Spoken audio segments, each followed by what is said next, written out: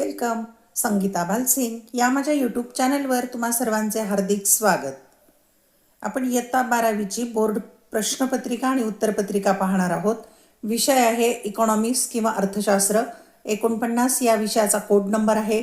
Seat number टाकण्यासाठी इथे जागा दिलेली असते आणि ही प्रश्नपत्रिका आहे 1/7/2026 म्हणजे 1 जुलै 26 याच वर्षीची ही प्रश्नपत्रिका आहे. 3 तासाचा वेळ आहे उत्तर लिहिण्यासाठी, उत्तरपत्रिका लिहायला. प्रश्नपत्रिकेची 6 पेजेस आहे आणि 79 गुणांची ही प्रश्नपत्रिका आहे. ही प्रश्नपत्रिका यापूर्वीच या चॅनलवर मी पोस्ट केलेली होती. अनेक विद्यार्थ्यांची मागणी आहे की PDF द्या प्रश्नपत्रिकेची, परंतु मी प्रत्येकाला देऊ शकत नाही PDF प्रत्येकाला, म्हणून मी व्हिडिओच्या माध्यमातून तुमच्यापर्यंत ती प्रश्नपत्रिका पोहोचवत असते आणि ही प्रश्नपत्रिका वेळ मिळेल तशी सोडवत असते मी. आता याच्या उत्तराचा व्हिडिओ चालू आहे. आपण ही प्रश्नपत्रिका सोडवायची कशी ते पाहूया. सूचना दिलेल्या असतात, वाचून फॉलो करायच्या. 1. सर्व प्रश्न सोडविणे अनिवार्य आहे. 2. आवश्यक त्या ठिकाणी कोष्टके किंवा आकृत्या काढा. 3. उजव्या बाजूचे अंक प्रश्नांचे पूर्ण गुण दर्शवतात. 4. सर्व मुख्य प्रश्नांची उत्तरे नवीन पानावर लिहावीत. ही महत्त्वाची सूचना आहे. पहिला, दुसरा, तिसरा असे जे प्रमुख प्रश्न असतात ते नवीन पानावर लिहायचे. उपप्रश्न असतात अबकड, एकाखाली एक लिहिले तरी चालेल. चला तर पाहूया आपण 1 जुलै 2026ची ही जी पुरवणी परीक्षा झाली 12वीची, म्हणजे मार्चमध्ये ज्या विद्यार्थ्यांची परीक्षा झाली त्यांचा विषय राहिला आहे त्यांना ही परीक्षा देता येते, त्यांच्यासाठी पुन्हा परीक्षा घेतली जाते. म्हणजेच हा अभ्यासक्रम जेव्हापासून सुरू झाला आहे 21 पासून, 20-21 पासून, तर 26पर्यंतच्या वर्षातल्या 2-2 प्रश्नपत्रिका आणि त्याची उत्तरपत्रिका देखील या चॅनलवर तुम्हाला पाहायला मिळतील. त्या क्रमाने जर पाहिल्या तर येणाऱ्या 2027च्या मार्चच्या परीक्षेमध्ये अतिशय उत्तम गुण तुम्हाला मिळतील. चला प्रश्नपत्रिका कशी सोडवायची ते पाहूया. विषय अर्थशास्त्र, इयत्ता 12वी. या प्रश्नपत्रिकेमध्ये एकूण 6 प्रश्न आहेत. 6 प्रश्नांची उत्तर एका व्हिडिओमध्ये घेणं जरा कठीणच आहे, म्हणून मी त्याचे 3 भाग केले. प्रत्येक भागामध्ये 2-2 प्रश्न सोडवलेत. पहिल्या भागात पहिला दुसरा, दुसऱ्या भागात तिसरा चौथा. हे दोन्हीही व्हिडिओ या चॅनलवर तुम्हाला पाहायला मिळतील. उत्तरं पूर्ण झालेली आहेत ती. आता आपण भाग तिसरा सोडवत आहोत, म्हणजे 5वा आणि 6वा प्रश्न कसा सोडवायचा ते आपण आता पाहूया. प्रश्न क्रमांक 5वा. खालील तक्ता, आकृती, उतारा अभ्यासून विचारलेल्या प्रश्नांची उत्तरे लिहा. कोणतेही 2, म्हणजे 3 प्रश्न आहेत. एक तक्त्यावर आहे, एक आकृतीवर आणि एक उतार्यावर आहे. त्यापैकी 2च सोडवायचे. 8 गुण, म्हणजे एका प्रश्नाला 4 गुण. 1. तक्त्याचे निरीक्षण करून प्रश्नांची उत्तरे लिहा. 3 रकाने दिलेले आहेत आणि त्यामध्ये काही संख्या आहेत, त्यावरून प्रश्नांची उत्तरे लिहायची. आता इथे वस्तू घेतलेल्या आहेत अ, ब, क, ड आणि त्या वस्तूंची 2000 मधील वस्तूंची संख्या घेतलेली आहे. त्याला मूळ वर्ष म्हणतात. Q0, 20, 40, 60 आणि 20. 2001 मधील वस्तूंची संख्या घेतलेली आहे, त्याच वस्तूंची त्याला चालू वर्ष म्हणतात Q1. त्या आहेत संख्या 45, 70, 105 आणि 60. आणि एकूणमध्ये समेशन Q0 म्हणजे या सगळ्यांची बेरीज करायची, त्याचं उत्तर इथे लिहायचं आहे. आणि समेशन Q1 या सगळ्यांची बेरीज करून इथं उत्तर लिहायचं आहे. प्रश्न तसेच विचारलेला आहे. वरील तक्ता पूर्ण करा, म्हणजे इथे आणि इथे काय उत्तर आहे ते पाहायचं आहे. आणि इथे वरील तक्त्याच्या आधारे संख्यात्मक निर्देशांक काढा. पहिल्या प्रश्नाला 1 गुण आणि दुसऱ्याला 3 गुण. आता आपण हे सविस्तर पाहूया. पहा, मी तक्ता पुन्हा घेतलेला आहे. वस्तू घेतल्या आहेत अ, ब, क, ड आणि 2000 मधील संख्या घेतली आहे 20, 40, 60, 20 आणि 2002 मधील संख्या आहे 15, 70, 105 आणि 60. याची एकूण बेरीज केलेली आहे. यांची बेरीज केली 20, 40, 60, 20 तर होतात 140. इथं उत्तर आलं 140. आणि यांची बेरीज केली 15, 70, 105, 60 तर त्याची होते 250. म्हणजे इथे आपल्याला 1 गुण मिळेल. आता आपल्याला त्याचा निर्देशांक काढायला सांगितलेला आहे 3 गुणांच्यासाठी. संख्यात्मक निर्देशांक काढायला सांगितलेला आहे. सूत्र दिलेलं आहे. Q बरोबर अंशस्थानी आहे समेशन Q1 छेद Q0 समेशन आणि गुणिले 100. मग समेशन Q1 किती होतं 250 अंशस्थानी लिहिलं आणि समेशन Q0 किती होतं 140 गुणिले 100. याचं गुणोत्तर जर सोडवलं हे तर उत्तर येणार आहे 178.57 म्हणजेच 179. म्हणजेच उत्तर काय येतं संख्यात्मक निर्देशांक 178.57 किंवा 179. याचाच अर्थ काय? 2000च्या तुलनेत 2002 मध्ये वस्तूंच्या संख्या सुमारे 78.57% वाढ झाली आहे. हे 3 गुणांच्यासाठी उत्तर. दुसरा प्रश्न आहे, खालील आकृतीचे निरीक्षण करा आणि प्रश्नांची उत्तरे लिहा. 4 गुण. आकृतीमध्ये म4 हा रेषीय मागणी वक्र आहे. हा म पासून तर म4 पर्यंत. आकृतीच्या आधारे खालील विधाने सत्य की असत्य लिहा. 4 विधानं दिली आहेत. सत्य असत्य म्हणजे चूक आहे की बरोबर आहे ते लिहायचं आहे. आकृतीमध्ये पहा, रेषीय मागणी वक्र दिलेलं आहे. क्ष अक्षावर मागणी, य अक्षावर किंमत आणि हे बिंदू दिलेले आहेत. म1, म2, म3 आणि म4 आणि त्यावरून काही प्रश्न विचारलेले आहेत ते पाहूया आपण. त्यातला पहिला प्रश्न आहे क्रमांक 1चा, म3 या बिंदूवर मागणी अधिक लवचिक आहे. त्याला 1 गुणाचा प्रश्न आहे. म3 बिंदूवर मागणी लवचिक आहे, तर हे विधान चूक आहे. तिथे कमी लवचिक आहे म्हणून पहिलं विधान चूक. दुसरं विधान आहे, म1 या बिंदूवर मागणी एकक लवचिक आहे, म्हणजे म1 वर एकक लवचिक नाहीये, तर ती म2 वर आहे म्हणून हे विधान सुद्धा कसं आहे? चूक. क्रमांक 3, म2 या बिंदूवर मागणी कमी लवचिक आहे. म2 इथे कमी लवचिक नसून ती एकक आहे म्हणून हे विधान सुद्धा चूक आहे. आणि क्रमांक 4, म या बिंदूवर मागणी संपूर्ण लवचिक आहे. या बिंदूवर संपूर्ण लवचिक आणि हे विधान बरोबर आहे, कारण संपूर्ण लवचिकतेचा वक्र उभा सरळ असतो तो. त्याला म्हणायचं बरोबर. म्हणजे 3 विधानं चूक, 1 बरोबर. क्रमांक 3, खालील उतारा अभ्यासून त्यावरील प्रश्नांची उत्तरे लिहा. 4 गुण. वित्त मंत्रालयाने द्विस्तरीय वस्तू व सेवा कर GST प्रणालीचा प्रस्ताव ठेवला आहे. सध्याच्या अनेक गट स्लॅबऐवजी कमी गट स्लॅब असतील, ज्यामुळे कर रचना सुलभ होईल. या सुधारणांमुळे लघु, मध्यम व सूक्ष्म उद्योग कर कमी भरण्याचा फायदा होईल. तसेच ग्राहकांसाठी वस्तू तुलनेने स्वस्त होतील. केंद्र सरकारला कर महसुलाशिवाय उपकर, सेस आणि अधिभार सरचार्ज या मार्गानेही मोठा महसूल मिळतो. सन 2025-26 या आर्थिक वर्षासाठी उपकर, सेस आणि अधिभार सरचार्जमधून सरकारला 5.91 लाख कोटी मिळण्याचा अंदाज आहे. हे मागील वर्षाच्या तुलनेने 9.43% वाढलेले आहे. अलीकडे काही वस्तूंवरील वस्तू व सेवा कर GST दर कमी करण्यात आले आहेत. त्यामुळे ग्राहकांना फायदा होईल, खरेदी वाढेल आणि आर्थिक मागणीला चालना मिळेल. मात्र या दर कपातीमुळे सरकारला महसुलात घट होईल. अधिकाऱ्यांच्या मते ही तूट इतर आर्थिक उपाययोजनांद्वारे व कार्यक्षम कर संकलनाद्वारे भरून काढता येईल. भारतात सार्वजनिक वित्त व्यवस्थेला आज मोठी आव्हाने आहेत. महसूल घट व वाढते खर्च, वित्तीय तूट कमी करणे आणि गुंतवणुकीला चालना देणे. यामुळे सरकारला कर सुधारणा, खर्चाचे प्राधान्यक्रम निश्चित करणे आणि दीर्घकालीन पायाभूत सुविधा, गुंतवणूक यावर भर द्यावा लागत आहे. यावर प्रश्न पाहूया. 1. 2025-26 या आर्थिक वर्षासाठी उपकर, सेस आणि अधिभार सरचार्जमधून सरकारला किती महसूल अपेक्षित आहे? 1 गुण. उतारा वाचलं की सहज उत्तर सापडतं. 2. भारताच्या सार्वजनिक वित्त व्यवस्थेला आज कोणती मोठी आव्हाने आहेत? 1 गुणाचा प्रश्न. 3. वरील उताराविषयी स्वमत लिहा. त्याला 2 गुण आहेत. आता या 3ही प्रश्नांची उत्तरं आपण पाहूया. क्रमांक 1, 2025-26 आर्थिक वर्षासाठी उपकर आणि अधिभार मधून सरकारला किती महसूल अपेक्षित आहे? उत्तर: 2025-26 आर्थिक वर्षात उपकर, सेस आणि अधिभार सरचार्जमधून सरकारला 5.91 लाख कोटी रुपये महसूल मिळण्याचा अंदाज आहे. हे उत्तर परिच्छेदात आलेलं आहे. दुसरा प्रश्न आहे, भारतासमोर सार्वजनिक वित्त व्यवस्थेची आज कोणती मोठी आव्हाने आहेत? उत्तर: 1. महसूल तूट वाढत आहे. 2. वित्तीय तूट कमी करणे आणि विकासाला चालना देणे. हे सुद्धा उत्तर उतार्यामध्ये आलेलं आहे. काळजीपूर्वक उतारा वाचला की उत्तर सहज सापडतं. आणि तिसरा प्रश्न आहे यामध्ये, वरील उतार्याबाबत स्वमत लिहा. आता हे माझ्या पद्धतीने मी लिहिलंय. हे स्वमत हेच लिहा किंवा आणखी तुम्ही वेगळं लिहिलं तरी चालू शकेल, कारण ते स्वमत आहे. उत्तर: GSTचे दर कमी केल्यामुळे ग्राहकांना दिलासा मिळेल, वस्तू स्वस्त होतील, त्यामुळे खरेदी वाढून आर्थिक व्यवहारांना चालना मिळेल.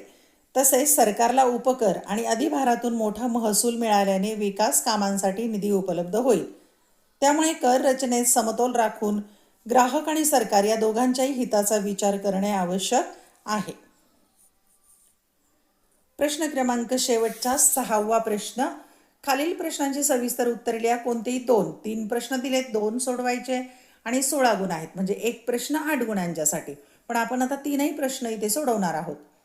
1. मागणीचा नियम अपवादांसह स्पष्ट करा.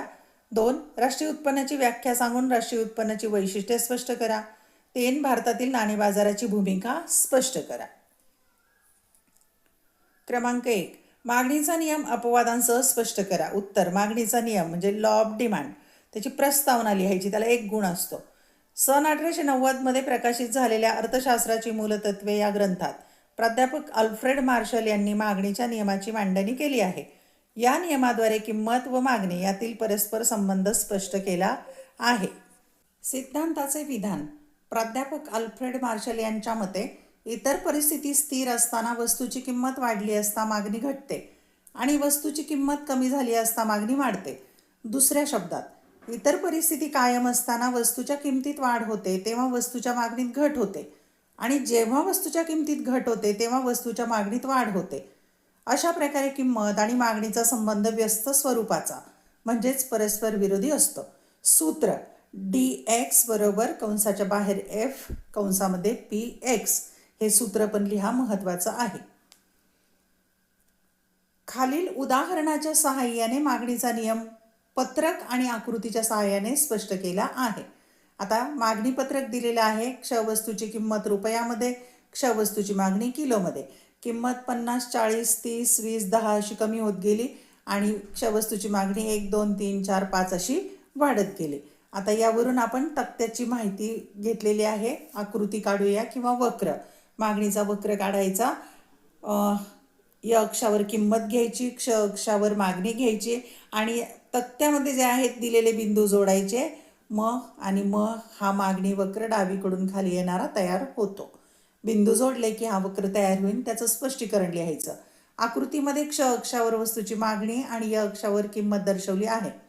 म हा मागणी वक्र आहे जो डावीकडून उजवीकडे वरून खाली येणारा असतो. म्हणजे मागणी वक्राचा आकार ऋणात्मक असतो कारण हा वक्र किंमत आणि मागणीचा व्यस्त संबंध दर्शवतो. हे स्पष्टीकरण पण लिहायचं.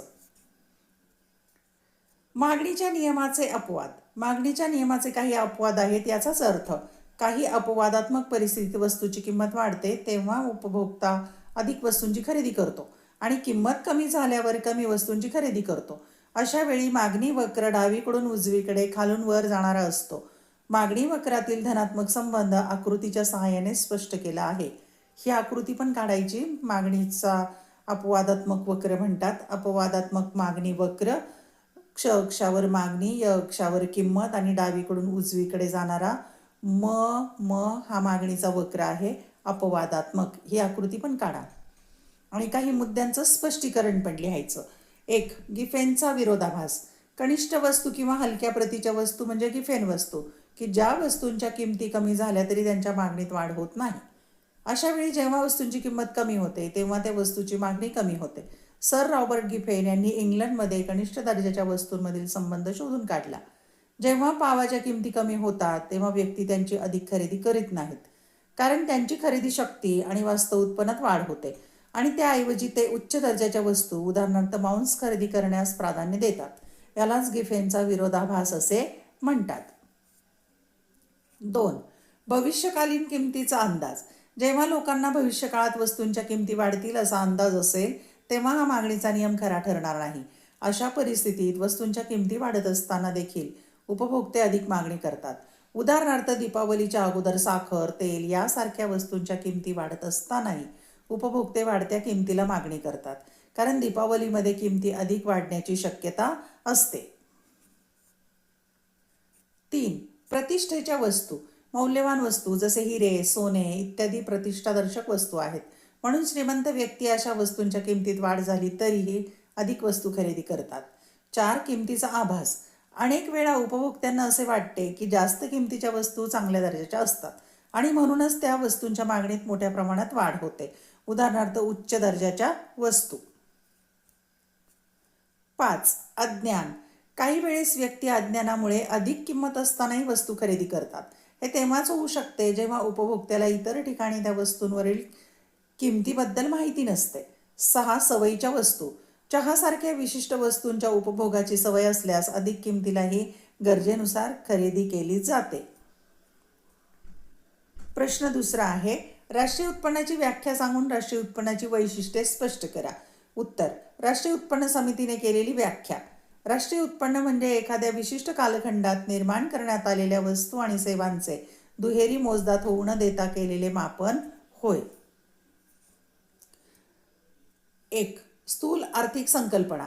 एकूण राष्ट्रीय उत्पन्न एखाद्या व्यक्तीशी संबंधित नसून ते संपूर्ण अर्थव्यवस्थेतील उत्पन्नाचे प्रतिनिधित्व करते, म्हणूनच ही एक स्थूल अर्थशास्त्रीय संकल्पना आहे. 2. राष्ट्रीय उत्पन्नात अंतिम वस्तू व सेवांचे मूल्य. दुहेरी गणना टाळण्यासाठी फक्त अंतिम वस्तू आणि अर्थव्यवस्थेत उत्पादित सेवांचे मूल्य विचारात घेतले जाते. अर्धसिद्ध वस्तू किंवा कच्च्या मालाच्या किमती विचारात घेऊ नयेत. उदाहरणार्थ, शर्टाचे मूल्य निश्चित करताना कापसाच्या मूल्याचा विचार केला जात नाही, कारण ते शर्टच्या किमतीत आधीपासून समाविष्ट केलेले असते. 3. निव्वळ समग्र मूल्य. राष्ट्रीय उत्पन्नात उत्पादित वस्तू आणि सेवांच्या निव्वळ मूल्यांचा समावेश केला जातो. यात घसारा निधीचा समावेश केला जात नाही. उदाहरणार्थ, भांडवली वस्तूंची होणारी झीज. 4. विदेशी निव्वळ उत्पन्न. राष्ट्रीय उत्पन्नात परदेशातून मिळणाऱ्या निव्वळ उत्पन्नाचा समावेश केला जातो. निर्यात मूल्य आणि आयात मूल्य X-M आणि परदेशातून मिळालेले उत्पन्न आणि परदेशाला दिलेली देणे R-P यांच्यातील निव्वळ फरक विचारात घेतला जातो. 5. आर्थिक वर्ष. राष्ट्रीय उत्पन्न नेहमी कालावधीच्या संदर्भात व्यक्त केले जाते. भारतात आर्थिक वर्ष 1 एप्रिल ते 31 मार्च असे आहे. 6. प्रवाही संकल्पना. राष्ट्रीय उत्पन्न ही एक प्रवाही संकल्पना असून एका आर्थिक वर्षाच्या कालावधीत अर्थव्यवस्थेत उत्पादित वस्तू व सेवांचा प्रवाह दर्शवते. 7. पैशात व्यक्त केलेले मूल्य. राष्ट्रीय उत्पन्न नेहमी पैशात व्यक्त केले जाते. ज्या वस्तू आणि सेवांना पैशाच्या स्वरूपातील मूल्य किंवा विनिमय मूल्य असते, अशाच वस्तू व सेवांचा समावेश राष्ट्रीय उत्पन्नात केला जातो. तिसरा प्रश्न, भारतातील नाणे बाजाराची भूमिका स्पष्ट करा. उत्तर, खालील बाबी भारतातील नाणे बाजाराची भूमिका स्पष्ट करतात. 1. कर्जदाराची अल्पमुदतीची गरज. नाणे बाजारामध्ये कर्जदाराच्या अल्पमुदतीच्या वित्तीय गरजा वास्तव दरात पूर्ण करण्यासाठी योग्य संधी उपलब्ध होते. 2. तरलता व्यवस्थापन. नाणे बाजार हा एक गतिमान बाजार आहे, त्यामुळे मौद्रिक धोरणाद्वारे अर्थव्यवस्थेतील तरलता आणि पैशाचे अधिक चांगले व्यवस्थापन करण्यास मदत होते. परिणामी देशात आर्थिक स्थैर्य लाभते आणि आर्थिक विकास होतो. 3. गुंतवणूक पत्रक व्यवस्थापन पोर्टफोलिओ. नाणे बाजार गुंतवणूकदारांच्या जोखीम आणि परताव्याच्या प्राधान्यानुसार बनवलेल्या विविध प्रकारच्या आर्थिक साधनांशी निगडीत असतो. याद्वारे गुंतवणूकदार निरनिराळ्या वित्तीय मालमत्तांचे तारण ठेवण्यास सक्षम होतात. यामधून जोखीम कमी करण्यात आणि जास्तीत जास्त परतावा मिळविण्यास मदत होते. क्रमांक 4. समतोल यंत्रणा. नाणे बाजार साधनांचे तर्कसंगत वाटप आणि गुंतवणूक प्रवाहातील बचत गतिशील करून अल्पमुदतीच्या निधीची मागणी आणि पुरवठा यांच्यात समतोल स्थापित करण्यास मदत करतो. 5. सरकारच्या वित्तीय गरजा. नाणे बाजार शासनाला कोषागार ट्रेझरी देयकाच्या आधारे अल्पमुदतीच्या वित्तीय गरजा पूर्ण करण्यास मदत करतो. 6. मौद्रिक विषयक धोरणांची अंमलबजावणी. मौद्रिक धोरणाचे उद्दिष्ट पैशाच्या प्रमाणाचे व्यवस्थापन करणे हे आहे, जेणेकरून अर्थव्यवस्थेच्या निरनिराळ्या क्षेत्रांची आवश्यकता किंवा गरज पूर्ण करण्यासाठी आणि आर्थिक विकासाची गती वाढवण्यासाठी उपयोगी ठरते. हे धोरण मध्यवर्ती बँकेद्वारे लागू केले जाते. अर्थव्यवस्थेतील पूर्ण विकसित नाणे बाजार मौद्रिक विषयक धोरणाची यशस्वी अंमलबजावणी करण्याची हमी देतो. नाणे बाजारामुळे मध्यवर्ती बँकेला योग्य व्याजदर धोरण विकसित करण्यास मार्गदर्शन मिळते. 7. रोख रकमेचा काटकसरीने वापर.